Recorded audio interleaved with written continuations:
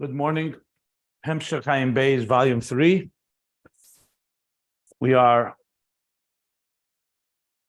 on page 1412. Page 1412. Aleph Tov Yud Beis. So, in explaining Ishain Einoi, the pupil of his eye, how the Jewish souls are the pupil of his eye, which means the higher level of vision that connects to the core of the essence, how God sees a reality. Not the vision on a lower level, the hashgacha that supervises and oversees existence. But we're talking now the vision of the Creator. So what is that in Avodah? So he explained that there are two types of contemplation of the divine that permeates existence, and that leads to a love and a longing to reveal and to fill ourselves up with that divine energy, which is the primary energy, not just with a container with the outer surface, but with that inner energy. But that is more, that's not losing your identity and losing your structure, is the divine within the structure. And then there is the contemplation of Sovev Kalam. And that's the divine energy that is beyond existence. Because that which goes to existence is only a reflection. That is what we call Chai Be'etzem. Not the energy to energize existence, but the energy of the source itself, the energy source. Chai Be'etzem, Chai Elam. So on one hand, it relates to existence because it's the primary force, like we spoke about, like the will of the artist or of the creator to create. But it doesn't engage with existence. It doesn't enter it. It remains beyond it. So when and there everything is equalized. And when a person contemplates on that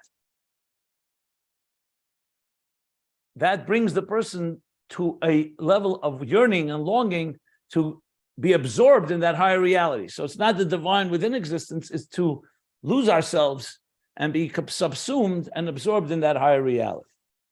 These two levels, Mamala Sovev, in their root before the Tzimtzum, is the level of Aleis HaRatzon, where God arose in his desire to create existence, and the level that precedes Aleis HaRatzon. Now, now, even in this level of Sovev Kalam, we also can have an appreciation and hasagah, an understanding. It's not just, like he said, it's not just we know it exists, but we also can also appreciate the wonder and awe of it. Why? Because neshamas are rooted there. Going back to the original point, the neshamas are rooted in the pupil of his eye, Teherihi, in the highest levels. So since we're rooted there, we can access it, but we access it not through understanding in the context of entering our being. It's by losing ourselves in it, but we can appreciate it on that way because we're rooted over there. And that's why we have the Asagim Chinis Hafla. So when a person contemplates, that's what it does. It awakens this desire and this thirst. So that's not kiruv, but it's hakiloyin viskalus, to be dissolved, to be absorbed, subsumed in the Erein Say Baruch Hu Kimili B'Shema B'Imchale Chafasti. And that's where we reach. That's where we're up to. Now we're going to go back to the Emek HaMelech. You may recall, this whole topic began to explain B'chol Nafshecho, that when we say V'ahavtas Hashem Elokecha, love God with all your soul. So the Mishnah says, we learned in Brachos, chapter 9, we learned that B'chol Nafshecho, Afilu Hu Neitlas Nafshecho, even when he takes your soul, who's he? So the Emek HaMelech interprets who is Binah, because Binah elevates the souls, and that's the level of who, Nister. It's a concealed state. It's not the Mides. It's not like Einei Ha'eda, the eyes that relate to existence. That's a revealed Hashgacha. That's the revealed supervision and oversight of existence. Here we're talking about a level higher than that. So it's coming from Binah, which is concealed. And this Binah, like he says, the language is, Noitelis neshamas hatzadikim, it takes, that's what means noitelis nafshecha. Means it takes the neshamas, the souls of the tzadikim, and elevates with them to machshava alyenit, to chachmas tema, which is what, again, higher than hishtaf, higher than the structure of existence of the Geluyim, chachmas tema, the ikar of level of who. That's what Binah does. Binah is Heichel Kodesh HaKadoshim. I'm just summing up what we learned. It's like the Heichel Kodesh HaKadoshim, that chamber, this highest chamber, that serves as an interface between that which is higher and that which is lower. So that we learned on the previous page. So now he's going to come back and say that that's the connection to here. Because you can still ask the question, why is it Binah that's elevating everything? It should be Chachma. Chachma is a level of vision, Riyah, and Chachma is the level that is the interface between the revealed spheres and the superconscious, between consciousness and superconsciousness. That's what Chachma is. Koyachma, Ayin, Chachma Ayin Timotza, Chachma faces Keser. But he's bringing Binah into the picture. So he did explain because Binah is the interface. But what we're going to learn now is the reason Binah, because Binah has substance. Chachma remains still something somewhat intangible. It's just a flash. It's just a spark. It's just a yud. So it's true, it serves as an interface, but it represents much more the vision part of the divine. And Binah bridges that vision with existence. And since what we want to have here is that the neshama, through contemplation, not just an experience, a contemplation of Binah, should contemplate on Sovev Kalalman. So Binah is that level that stands in between, so to speak. B'chol levavcha, he doesn't say it explicitly here, but the level of Mamala Kalalman, that is Banus contemplating on the divine within existence. That is something on our terms. Something connected completely to the source, that's on God's terms. That would be B'chol Moedecha. He doesn't say that here. He doesn't discuss that here. We learned that earlier. B'chol Moedecha, where we're completely absorbed by the higher reality. But you want something in between. That existence, that the neshama, as it comes down below, through contemplation, should want to be absorbed in that higher reality, and that's Binah. That's what he's going to explain now. So let's learn inside the parentheses. The line begins, Reitze Bahagili. They're talking about 8 lines from the bottom of page 1412. So he says like this, V'yesh leimer, and we can say, Shezeh inyan shali al-yedei Binah kanal, Binah kanal, that this is the inyan that we're talking now, this level of contemplation that causes the soul to want to connect to the place it's rooted, to be absorbed in Ein Sof, and Ein Sof, the source, to the core, that this is, that the aliyah is through Binah. Kanal, b'shem Emek HaMelech, like we learned in the previous page, in the name of the Emek HaMelech, the paragraph on page 1411. The kasher zeh b'bchinas Binah, because when this enters in the world of Binah, meaning when we're experiencing this through Binah, hainu b'chinas hasogav is bonus. It means we have a comprehension and a contemplation. That's what happens when Binah is active. And we're contemplating what? On the divine that is not defined by existence. That God is beyond existence, like he said before. And all of existence is only a reflection of him. Like we said, the art is just a small little minuscule aspect of the artist. He's completely beyond it. So when you have Binah, Binah causes aliyah niskalulus, which means to be subsumed, to be elevated, to be encompassed. In other words, it's not about it becoming integrated within you. It's creating an aliyah niskalulus to elevate and yearn and long for that level. The b'chinas ha-chochma, we talk about chochma, even though chochma is higher than Binah, hainu b'chinas riyah. Chochma is riyah. Is vision itself, it's not contemplation. Chochma is a resonating element as if you see something. So he says, when it comes to Riyah, yesh efen, there's a manner that when you experience Chochma and Riyah, there's a manner, not the only manner, but one way, there's an aspect to Chochma, shu b'chinas shuv dafka, that when you see something, it actually, in a way, is a resonating truth that you integrate. It's shuv, not rotze. Rotze is a tension, is an angst that you want something that's beyond you. You're thirsty for it. Chachma is more of a settled experience where you see something and therefore you're like, I'm relating. Well, I could say relating, but it means it's something more settled within you. Like it says in the Maimer Samach Vav, in the drush, in the hemshech of Samach Vav, Hanal mentioned above, a few lines earlier in the parentheses. So that's one thing with Chachma. So Chachma has an element of a certain peaceful resonance, whereas Binah, the Izbandnus, you feel the distance and therefore you yearn and long for it. We learned this also earlier, that there's two ways to experience. It's like the difference, for instance, when you are longing to see your child who's been away for a long time.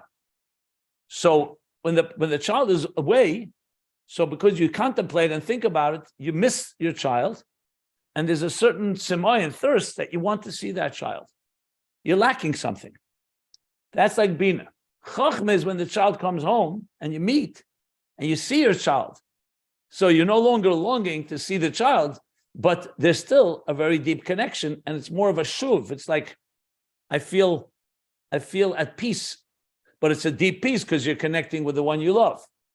So Riyah has that quality. So even though we've been talking about Riyah and Ishin Einai, the pupil of his eye, but we're talking about how an neshama accesses that.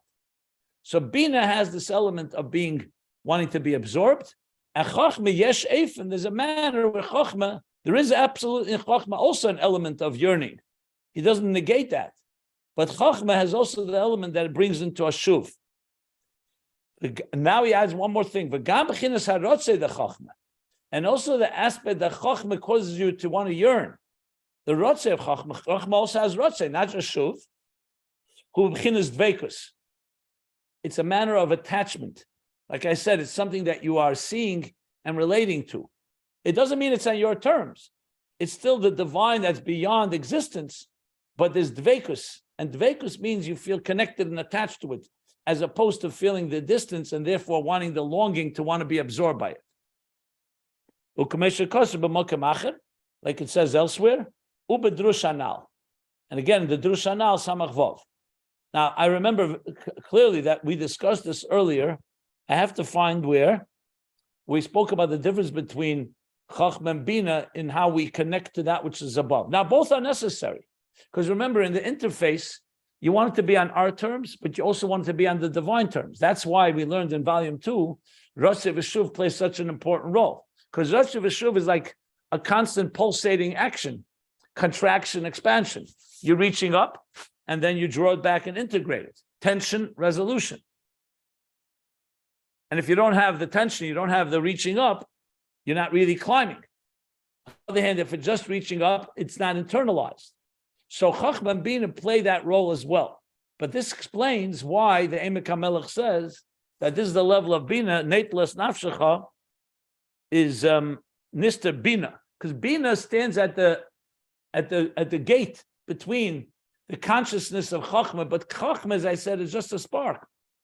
It's consciousness, but it's just the beginning of it. Binah is already has substance, so it's contemplating, we related, but Binah, you're understanding what Chachma is conveying to you. So Binah has both ends. On one hand, it's being internalized, it's being experienced by us. And on the other hand, what is experiencing? Something beyond.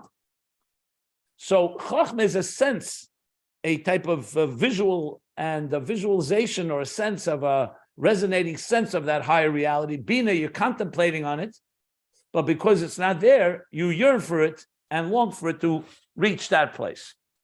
And that's why Binah is the aliyah that elevates the tzaddikim to Chachma Stima. Because you want to have that, I would even say, angst, that the need to climb and reach that place. So again, Chachma plays a role, but it's a different role and somewhat different than the way Binah plays the role. That's the addition of the parentheses.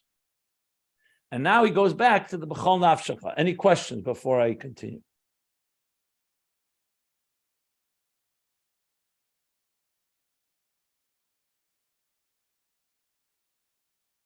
So there is somewhat of a little, I don't want to say paradox, a little twist here, because usually we would think Binah is more integration. Chachma is a spark. It's a sense of a higher truth, but you don't have it developed yet. You haven't fleshed it out. But here it seems like he's saying Chachma is more of a settled state, and Binah creates more of the angst and more of the yearning to go upward. But you have to understand it, because Binah is, what is it contemplating on? It depends. If Binah is contemplating on Mamala Kalalman, on the divine within existence, then yes, then its role is integration. But if Binah is contemplating on Sovev Kalalman, so Chachma is more at peace with it, so to speak, because Chachma sees it clearer. Binah is contemplating on it, and you, the person, are using your Binah, and you're contemplating on something that's beyond. So in that sense, the more you appreciate that which is beyond through Binah, the more you long for it. That's how I would explain how Binah is now serving a role, not of integration, but of actually leading us upward. You're longing, integration, not integration, but longing and yearning. Okay. So now he says, V'zehu u'b'chol nafshecha. And this is the level, b'chol nafshecha, with all your spirit, with all your soul. I feel a nateless nafshecha, like he said, even when Binah, even the Mesiras nefesh, because what you're going out of yourself, b'chol nafshecha, you're not just filled, your heart is not just filled with love, but also your whole nefesh is ready to give itself away and be subsumed and absorbed in the source. Like he said now, through Binah, which takes the neshamas into chachmas timah. So he says like this now. That's in the infinite divine light of Sovev Kalam, of the transcendent energy. For who in your Mesiras nefesh? And that's Mesiras nefesh. Nefesh. You're giving your nefesh. You're not just loving God, but you're ready to give yourself away for God, which is much more than just love. It's a deeper level of love. Hainu Mesiras kol aratzenis. You're giving away all your desires. For who? Which with that means she'ena reitze b'chol hagiluyim. Like we said, he doesn't desire. We're not talking about desires for material life, for material pleasures. We're talking about even desires for giluyim. Remember the earlier stage, Mamala Kalam, and you appreciate God, so you want God in your life. You want the giluyim, you want revelation. You want to experience it. Here, you're not desiring giluyim. You don't want to have any of God's revelations. But you're giving all that away. Im chalei chafatzti, rak li cholel b'bchinas atzmos ein sof. The Mesiras nefesh, I'm giving myself away. All I want is to be absorbed and dissolved and encompassed and subsumed in atzmos ein sof.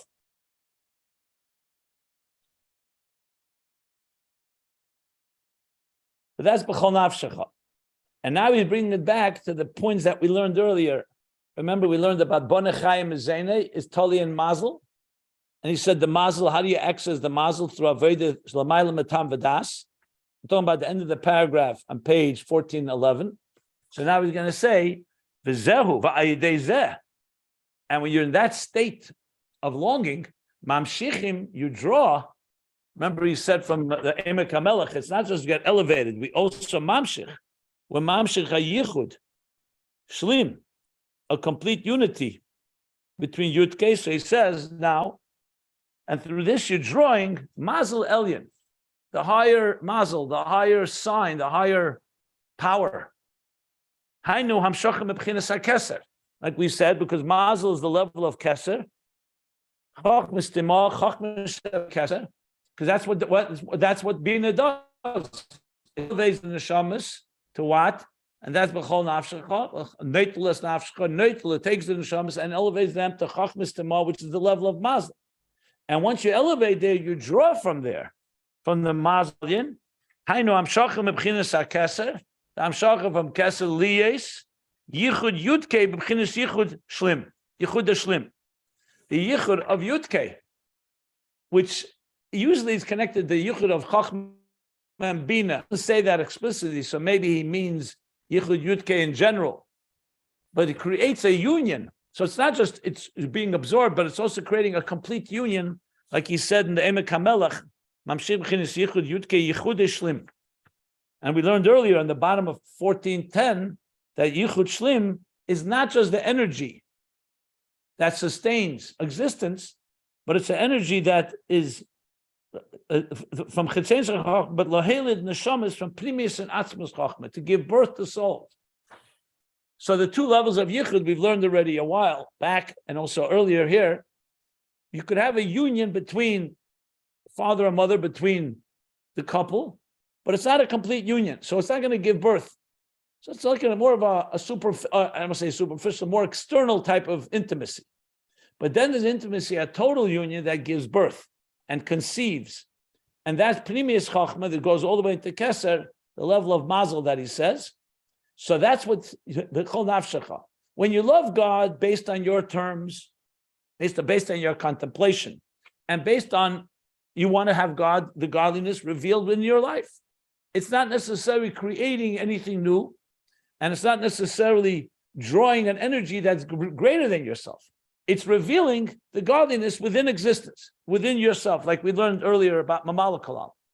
But when you go out of your own comfort zone and you're ready to lose your identity, to be absorbed in a higher reality of God, a higher state of consciousness, divine consciousness, so in turn, what does that do? It also draws a higher level of divine energy. Keser, Mazal, which creates the Yichud Shlim, the Yichud Shlim. So it's all about what you're bringing to the table. If you want the godliness on your terms, so you get godliness that fits your terms. But if you long for something beyond, you're drawing down therefore higher levels of higher states of reality, of divine reality. Any questions before I continue? There's a few more lines that he continues and finishes this topic. So we're going to finish, obviously we're going to continue and learn that, but I want to stop in case anybody wants clarification. Okay, we're fine, good. Now he continues, so back to Ma'eda from Meir Papirash, which is like an encyclopedia, Kabbalistic encyclopedia. Ayin Beis Siv Samach Zayin. So it's Ayin Beis Siv Samach Zayin. Ayin Beis because it goes in the alphabetical order. So it's the end, level 2. Letter 2, which is Beis, letter of Beis, and Siv Samach Zayin, the 67th section, which talks about Bonei Chayim Mezena. Remember, that's the expression that the blessings of children, that's birth, Chaya, life and sustenance, and Mezena. Chaya is, life, health, and Mezena, which is sustenance, which is Parnasa, Mezena, food, is B'mazal Talia. It's Talia and Mazal, which is in Keser, not in Schus. Even though we learned that you also need a Mesiras of the Bezdin of Schus, in the Heichel Schus, but the root of these blessings comes from Keser. So now he's bringing a Moira Eir, as it says like this. The Rosh Tevis is an acronym for Bonei Chayim Mezena. Kol totally b'mazla de dikna, says the Me'er. It's all dependent on mazla de dikna. Dikna zokon, the mazla of the beard. Like we say, tikune dikna, the 13 strands of the beard, the 13 Yud Gimel Mid Sarachma. This is the level of mazla of Keser. Kihu hamezavgam. So the Me'er is adding, because he's the one that mezavgam that brings them together. Mezavgam is like the shatchen, but here it's more than a shatchen. It's the force that unites. So let me explain what this means before we read on. Let's talk a physical example. When a couple, after they get married and they join together, and they're intimate, and they conceive a child or children. So as much as they love each other, but now you have to take care of the children, nurture them, and so on. That doesn't take away from their connection, but a mother will be engaging with the children. And as a matter of fact, sometimes you have the issues that couples sometimes are strained actually when they have to deal with their children because they can't concentrate on each other. But that's a mila because that's their role. Their role is to take care of the children. Then as the children grow older, what happens? Children don't need the parents as much, so the parents can connect again in a fuller, complete way. I'm not justifying, I'm not suggesting that a couple should not be intimate and not be connected even when they have young children. But the fact is, the children take over priority and they're an important role. Both father and mother. We're not talking about resentment or anything.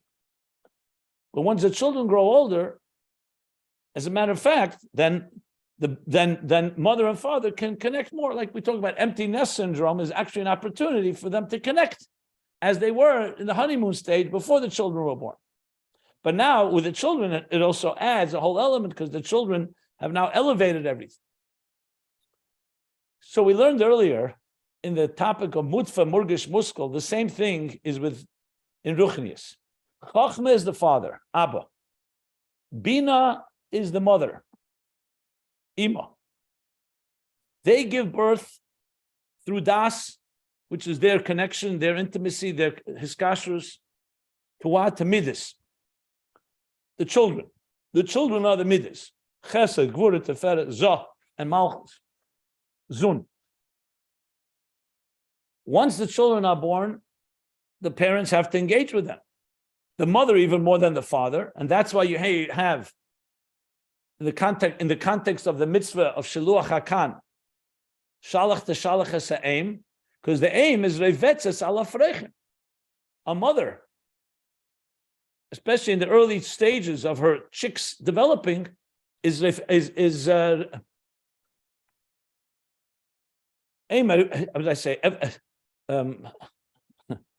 she hovers over and protects her children.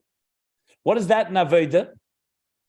That Binah, with the power of Chachma, but Binah primarily is busy nurturing, educating, and training the children, the midas, to not just be immature midas, but to grow and develop and become more mature, and not just be interested in their own self-interest, subjective, behavioral, reflexive emotions, but that the emotions should be informed by the mother to learn to say thank you, to learn to say please, on a basic level. In Ruchnius, it means that the midas become more refined, more cooperative, more kind and gentler, not just self-interest, but to think about others. In this case, to think about God, not just its own needs. So the midas is, like we said, is the way the divine relates to existence. And Binah is training those midas that it should recognize the divine as being the primary force, but beyond that, also the level of Sovev kalam, that the divine that's beyond those midas themselves, beyond existence. But that's all the stage where Binah is teaching the midas. Then we said comes the mitzvah shalach to shalach haseim. You're sending away the mother. And he taught us, and Rebbe Rashab explained earlier, that the midas themselves have now matured to a point that they catapult and propel Binah. Now you've taken care of us. Binah has been focused on turning downward into the midas, taking care of the midas. Now the midas have developed and evolved that the Avos Hashem and Yiras Hashem want more. So they say to Binah, take us on a journey back to Chachma and together back to Keser. So on this higher level, what happens now? You're getting back to the Yichud Shlim, a complete union of Chachma and Binah, because you're going back into Keser, the source, and that source is Mezavik, is the one that unites them again. So there's a point where Binah is involved with the Midas, which is engaging with existence and elevating existence, that existence should appreciate godliness. That's the Izbananus of B'chol Avavcha, the Mamal Kalam. But then, as the Midas grow, comes B'chol Nafshecho.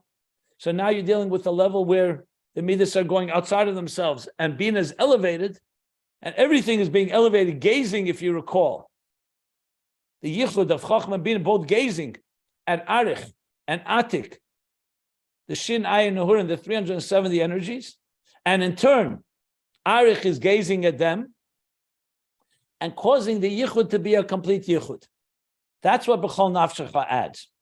So it's Binah that's elevating the neshamas to that place, to Keser, and in turn it's Mamshik from the Mazal, from Keser, to create, to Bonei Chayim Mezene, the blessings of Bonei Chayim Mezene on this higher level, Yichud Shlim,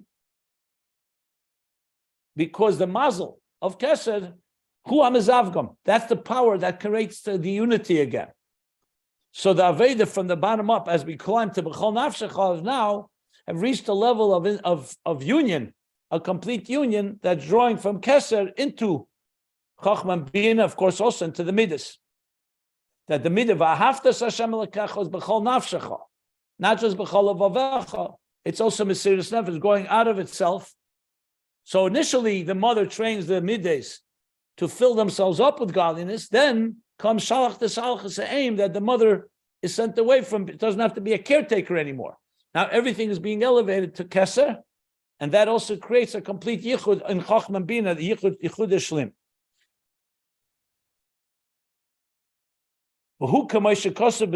Top of page 1413.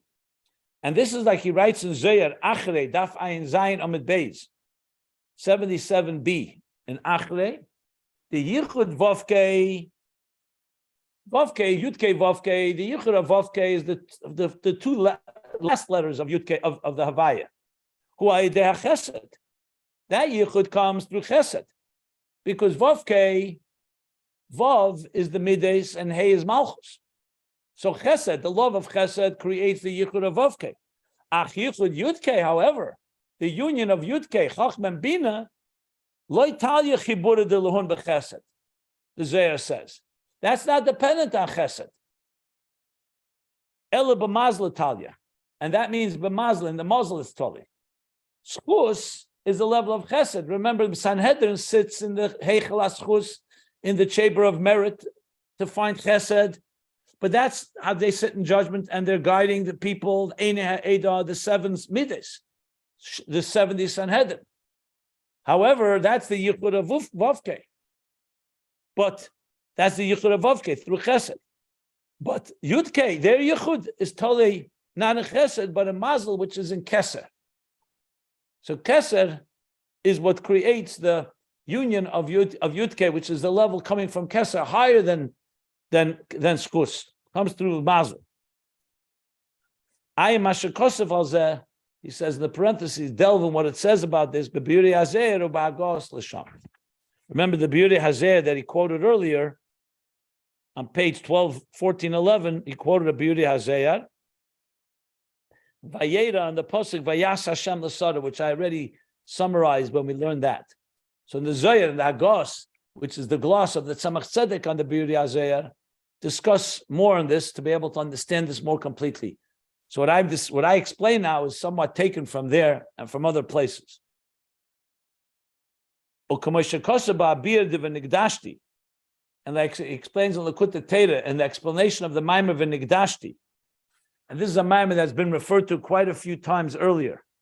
Namely, I'll just give you that the first place he brings it when he starts the whole topic of the Histaklus of Arechampin, Chochmah Binah, of Yichud Shlim and Zivuk Shlim.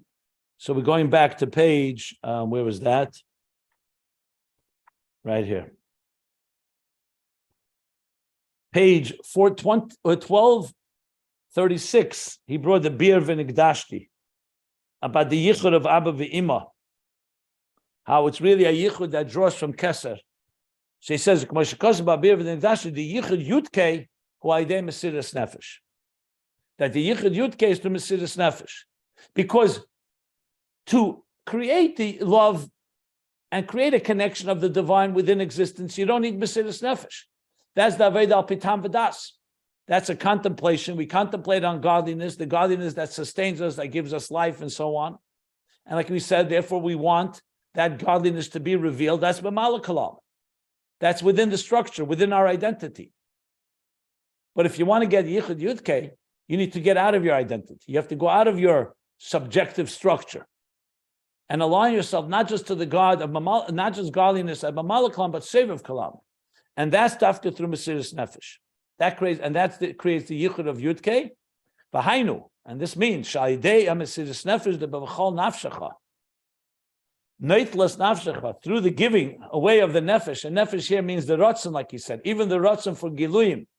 They don't want to have any of the giluyim. You don't want God, divine revelation. You don't want divine revelation in your life. You want the divine itself. You want to be absorbed in it.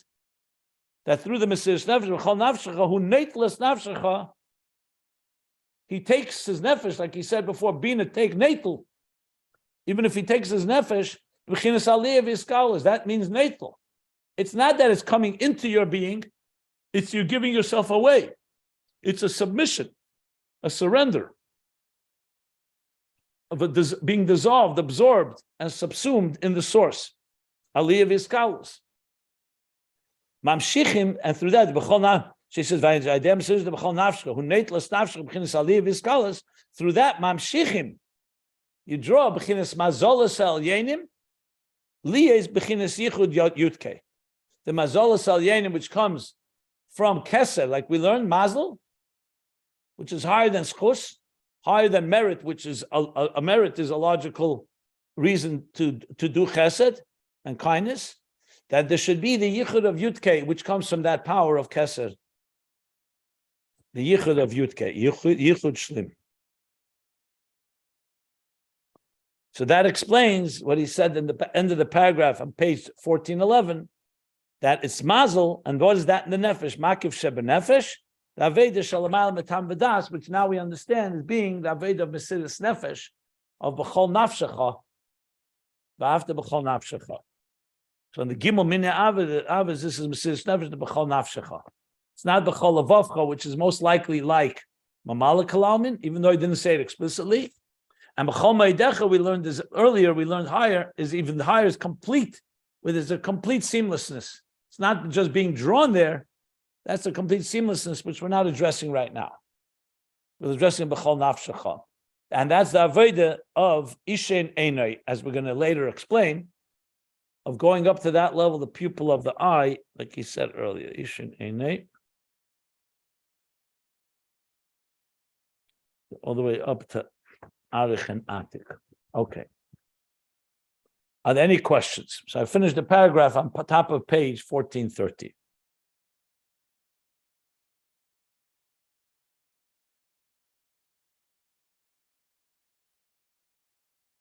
Yes, I have a question. It's really the symmetry is very, very special there. The Mesiras Nefesh, specifically, you're saying that will enable the neshama of a Jew to access the mazalos, which is in the superconscious, right? So you have to have something that's enables you to reach that. That's Mesiras Nefesh is specifically directed to wanting to become one with Sovev Kalman, one with God. Is that the? I mean, a person can have Mesiras Nefesh do mitzvahs in this world.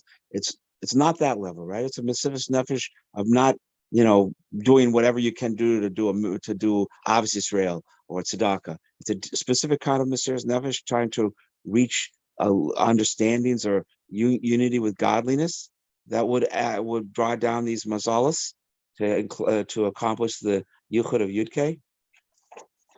Yeah, well, to spell it out more, you can have a love for God, but the love is within the kelim, like you just said. Avos Yisrael, loving another, doing mitzvahs with passion, being committed to what God wants. And that's a very high level. That's b'chol avavcha, v'ahavta Hashem elokecha. You're loving God, and not just loving God, you're feeling that passion, and it's permeating your avodah, right? Whether it's Shabbos or other mitzvahs, like we say. But then there's a love that awakens in you a longing, a very deep longing, what we call Keser nefesh, like he said. Keser nefesh is not a regular love. That's a love of deep longing and desire and thirst, that you want to become completely one with the divine. As a matter of fact, that level of love has risks, because often you can forget about grounding it, the shuv, because it's rotzeh.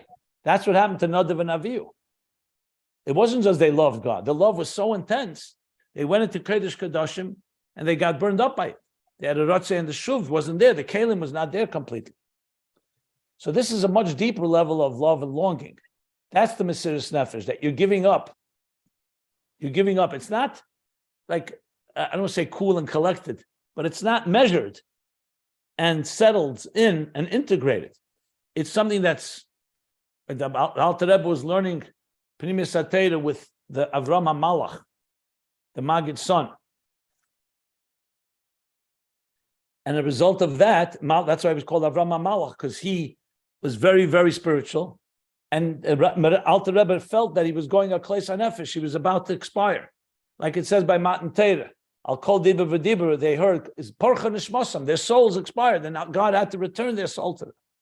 So the Alter Rebbe quickly gave the Avram HaMalach a bagel and butter to ground him. We say the Rabbeim would wrap their hands, before they said a mimer with a handkerchief. It was to ground. So we're now talking about a love that has now become much more powerful than just the love that drives your Torah mitzvahs. And that's a love that you go out of yourself. When you go out of yourself, what happens, Lamaila? So the divine also responds with giving you a level that is not just the level of divine energy that sustains existence. You're now going to get something new from Keser. That's what Mazal means. From Keser, from the Mazalas, because by going out of your comfort zone, so to speak, or going out of your Mesiras, so the divine also is now no longer just the energy that sustains existence. That was good on the level of love that is in the Kalim, like he said, Mamalaklam, and that's what Mesiras Nefesh here means.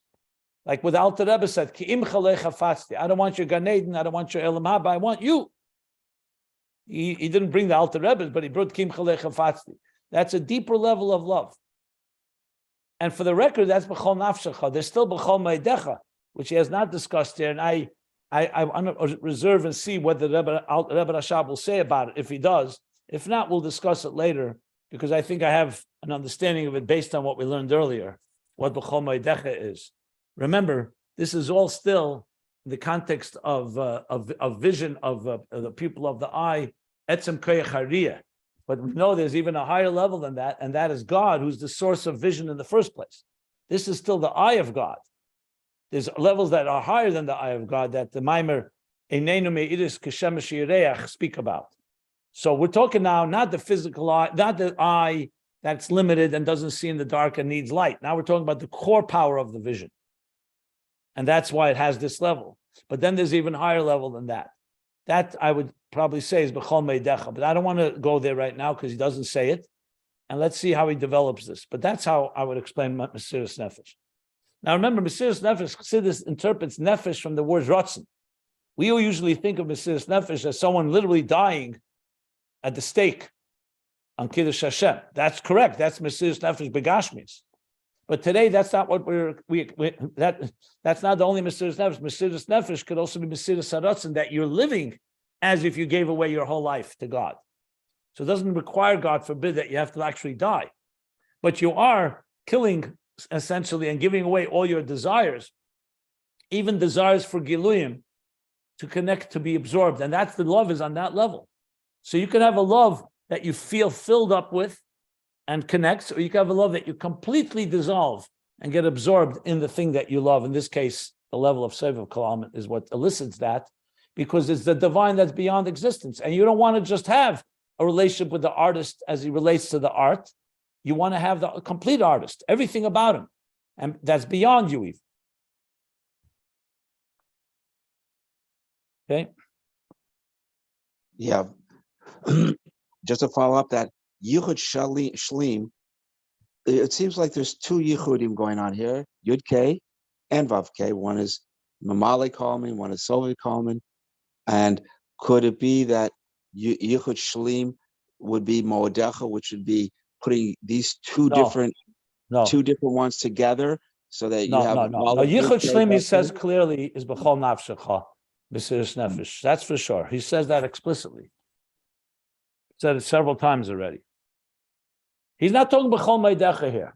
He's talking about the Zivug Shlim and the Yichud Shlim that's connected to B'chol Nafshecha, which reaches into Keser. He said that at the bottom of 1410.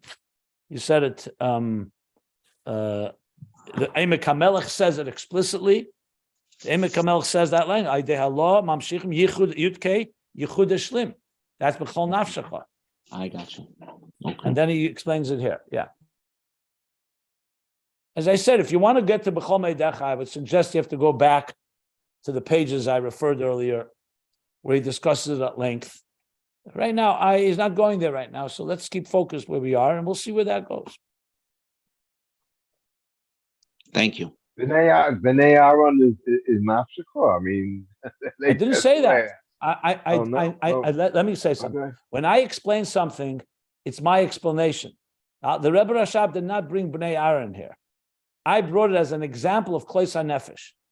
Is it B'chol Nafshecha? Is it something else? I don't know. I would not say that's the level. I gave an example of a nefesh expiring and not being grounded. That was why I brought it. I don't know if it's B'chol Nafshecha, Neitlas Nafshecha. Maybe it is, maybe it isn't.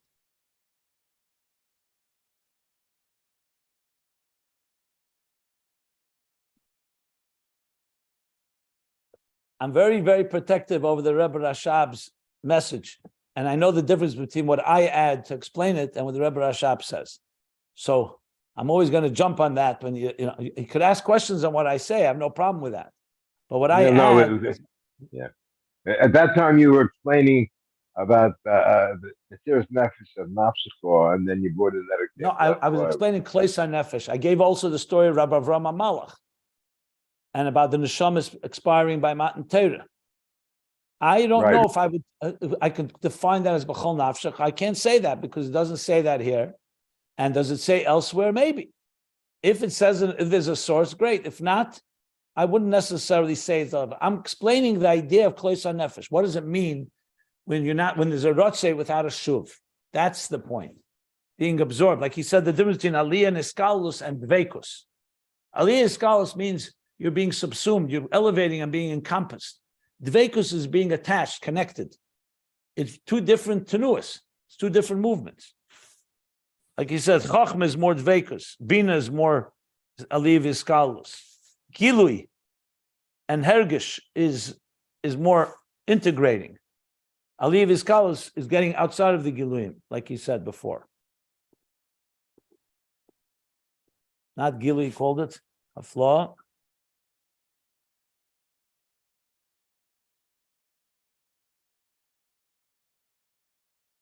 It's a point I often make when you talk about that in love you need to have the element of closeness and you feel God is close to you, or even in human love. And then love needs also to experience the mystique, the boundaries, the space. So if you love someone dearly, it's not just how close you are, it's also respecting the mystery that they are, how they're different and beyond you. So it's a transcendent element. It's not just an internalized element. It's also experiencing a transcendent aspect because you're going out of yourself and out of your comfort zone for that love. And you need both. Sometimes I explain the difference between Ava and Yira. Here is two levels of Ava, but Ava is usually closeness and Yira is reverence, awe. Here he's talking in Ava itself. There's the Ava that integrates and there's the Ava of longing and thirst. To be absorbed, yeah. Okay. Are there any other questions? Okay. So now, in continuing the theme of who, remember who Beis Dinah. On top of page 1411, he started about who and Beis Dinah. That who is like Hamufla Samach, Hamufla Shebesanhedrin. And Beis Dinah is like the Sanhedrin that's connected to the 7 or the 70 of the Midas, the Meichen Sheba Midas. And who, he said, is even higher. Who is the level of, in this case, Keser. Ishin Einoi. In Mebchinas Hu Atzmei. The Hashgacha is coming from himself. Not him as through the filters of the 7, which is either the 7 eyes of the angels or the 7 of the 70 Sanhedrin. That's more the divine that's being channeled through the intermediaries and the interfaces to supervise Hashgacha and oversee existence. But who is he himself, like a parent looks at a child is not like you look at your business or at the world that God created. He looks at the world differently. He looks at his child differently, and the neshama is differently than he looks at the world. Those are the levels. And then he explained that who is the level of Binah, Almid is Kasya, and Binah is Neitles Nafshecho, Neitles and Neshamis, and elevates it to Chachmas Tema, which is Iker. He says the primary level of who, that's beyond. Who is essentially a concealed state, or we call supraconscious. It's who, Nister. Who, Loshen Nister, not Ata.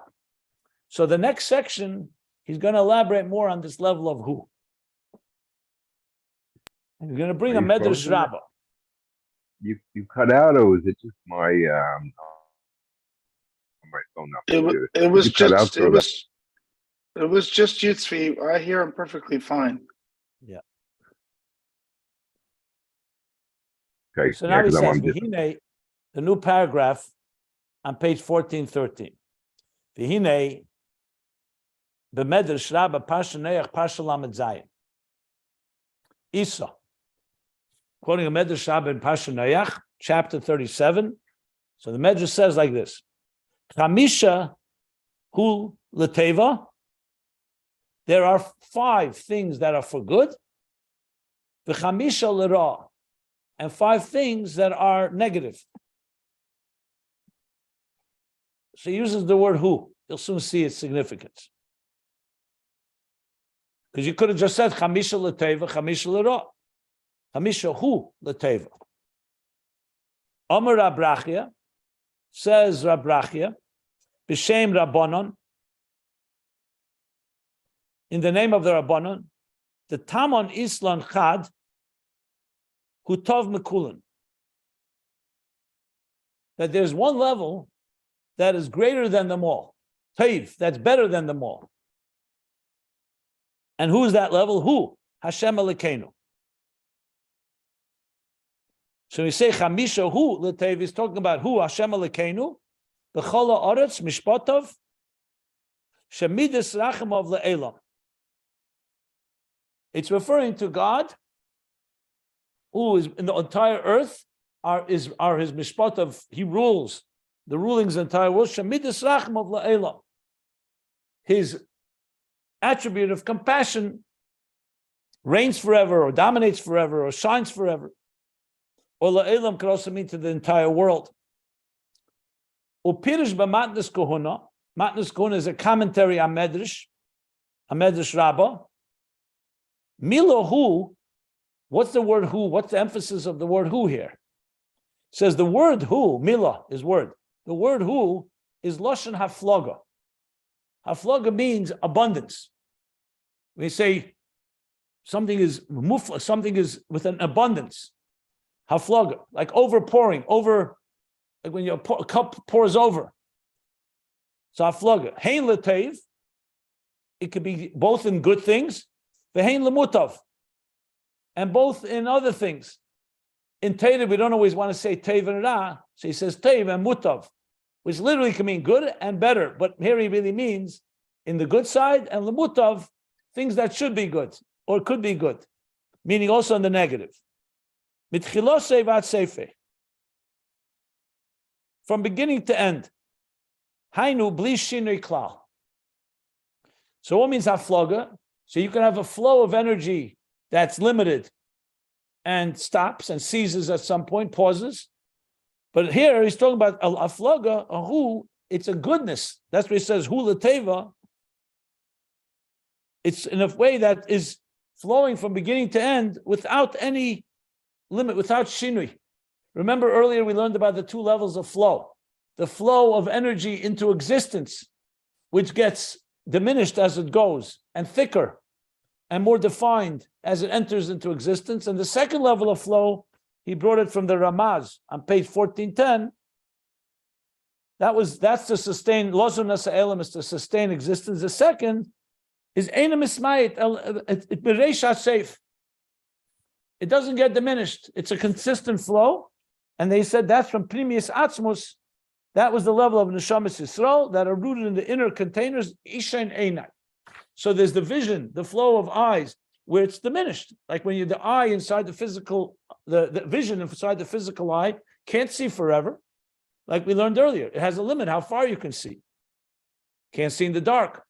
But the power of vision and the root and the source can see from the beginning of the world to the end of the world, like we learned. So he's saying here too, the Lashon HaFloga. So who is referring to a level of Hafloga, a flow that's bli shinei klal. Ulamaila, this is the Rebbe Rashab is explaining. Ulamaila, what is it lamaila? Hainu b'chinas lo shanisi. When you say, Ani Hashem lo shanisi, I God, do not change, you're talking about something that is a permanent entity. Shelo yesh shum shini klal. There's absolutely no change or shift. Everything in existence is subject to change. And we're constantly changing. The Hainu b'chinas atzmus ein sof shalamayla mishtalshus. So therefore, it's the level of who here is talking about atzmus ein sof that's higher than ishtalshus. Shari b'seder ishtalshus, because like we learned in the cosmic order, in the structure of existence, shazo b'chinas mamala kalalmin. That's mamala kalalmin. That's the energy that fills and permeates and is tailored to each aspect of existence. Yes, shinu v'yischalkus madregas. There's a change and there's a shift and gradations and distinctions of levels. But in the infinite divine light of the transcendent energy of Sovev Kalam and Shalamayla Mishtalshus, that's higher than the structure, Hu Lo Shanisi. There we use the word Lo Shanisi, there's no change there. So that's the level of who. Because God is not like a human that has regrets. Li'nochem means that you say something and then later you say Li'nochem. Well, Li'nochem also means to comfort. But here Li'nochem is also referring that there's a change. In God, there's no changes. This level. Because Lo Adam. In the world of Adam, meaning Ishtalshus, the divine is subject to changes. Because it manifests in that world. But in the level Kiloi Adam is beyond shifts and changes from one to the other. And I think I'll stop here.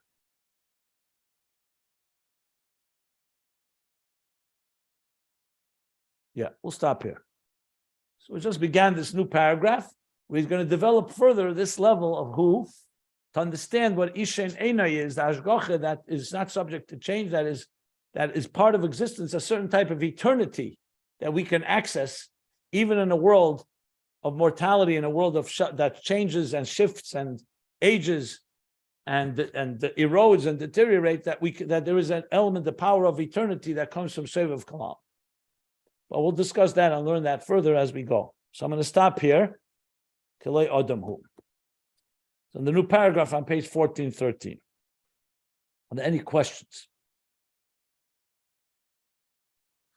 I have a question trying to understand the reference. I think it was the Sefer, was the Manas Kahuna.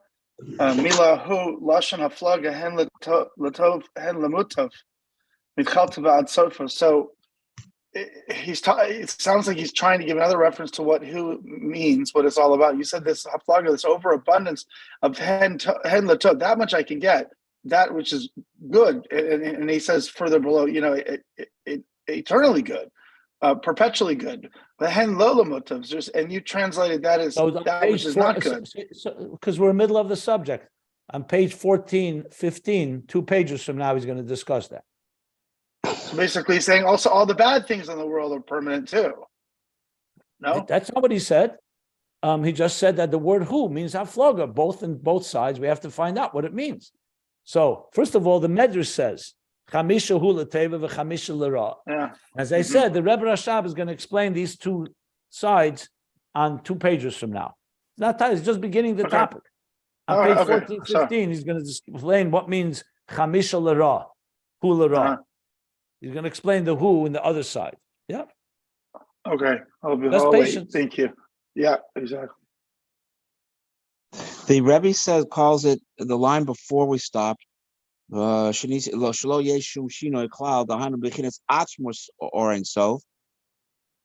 then the next line he just calls it or Ein Sof. Sovev Kalam. Is there a difference there, or is it referring to this the Not same necessarily. level? Not necessarily. He used the word Atzmus Ein Sof because compared to Mamala Kalam, which is just a reflection, he used the word Atzmus Ein Sof. If you go back on page 1412, the beginning of the paragraph, he says, there he doesn't even use Sovev Kalam because it's all relative. Atzmus Ein Sof simply means the core of divine light. So compared to Mamala Kalam, and Sovev Kalam is Atzmus Ein Sof. It's interchangeable here. I don't think there's any precision, or sometimes he uses Atzmus Ein Sof Sovev Kalam, or sometimes he just uses Sovev Kalam. I'm sure in Sovev Kalam itself, you could also find Atzmus of Sovev Kalam and the Gili of Sovev Kalam and the outer mentions, but generally speaking now in context of Mamala Kalam. Earlier, he actually said that there's three levels. Mamala, V'Sovev Kalam, V'Atzmus Ein Sof. At the bottom of page 1411, Shalamayla Mabchina Sovev Kalam, Mamala Kalam. So these terms are usually used very relatively. And in general, when you say atzmus, as I said many times, not the atzmus, you have to have explicit that the Rabbeim are saying, we're talking about atzmus built in Metzias Nimtza. When you're talking about atzmus higher than Eir Ein Sof. Generally, atzmus, he says in Torah Shalom, is referring to Eir Ein Sof, not higher than that. Just as an aside, as I pointed out several times. Okay. Okay, so we stop here. Several